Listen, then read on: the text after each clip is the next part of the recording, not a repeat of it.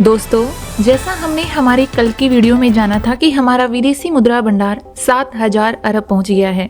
अब हम जानते हैं कि विदेशी मुद्रा भंडार होता क्या है। जैसा कि नाम से ही पता चल रहा है कि विदेशी मुद्रा का भंडार अर्थात हर देश में एक मुद्रा भंडार होता है जिसमें विभिन्न देशों की मुद्राएं होती हैं, जैसे डॉलर, रुपए, सोना जैसी सरकारी प्रतिभूतियां शामिल होती हैं। इनका प्रयोग दूसरे देशों से व्यापार करने में किया जाता है। जैसे अगर हमें अमेरिका से सामान खरीदना है तो उसका भुगतान हम डॉलर में कर सकते हैं।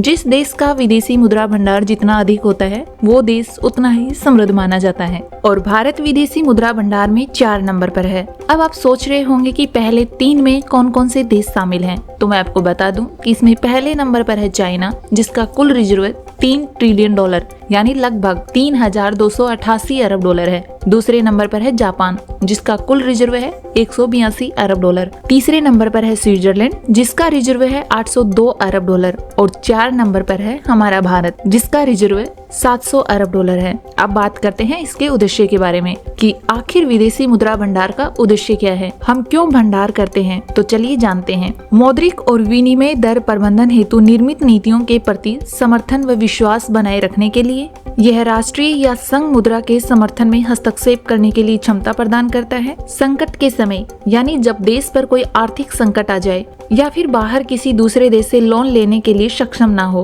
तो इसका उपयोग कर सकते हैं। तो इसके समाधान के लिए विदेशी मुद्रा तरलता बनाए रखते हुए बाहरी प्रभाव को सीमित करता है। अब हम बात करते हैं एसडीआर की। एसडीआर जिसे विशेष आहरण अधिकार कहा जाता है, इसे 1969 में आईएमएफ द्वारा लाया गया था। अब आप सोच रहे होंगे कि आईएमएफ क्या है, तो मैं आपको बता दूं, आईएमएफ एक अंतर्राष्ट्रीय संगठन है जिसका काम है गरीबी कम करना, वित्तीय स्थिरता सुनिश्चित करना और अंतर्राष्ट्रीय व्यापार को बढ़ावा देना। इसमें कुल 190 सदस्य हैं।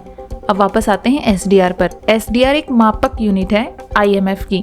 एसडीआर एक बाल्टी की तरह काम करता है जिसमें 5 देशों की मुद्राएं शामिल होती हैं, जैसे यूएस की डॉलर, यूरोप की यूरो, यूके की पाउंड, जापान की येन और चाइना की युआन। अगर कोई देश लोन लेता है या इसमें अपने फंड ऐड करता है तो उसे इन्हीं 5 मुद्राओं में करने होंगे। अगर आपको कोई सवाल है या कोई डाउट है तो कमेंट में पूछ सकते हैं। अगली वीडियो में हम जानेंगे कि तरलता क्या होती है, इसमें महंगाई कैसे घटती बढ़ती है। तब तक video like, share, comment, subscribe करें ताकि वीडियो मिसिंग ना कर दो। धन्यवाद।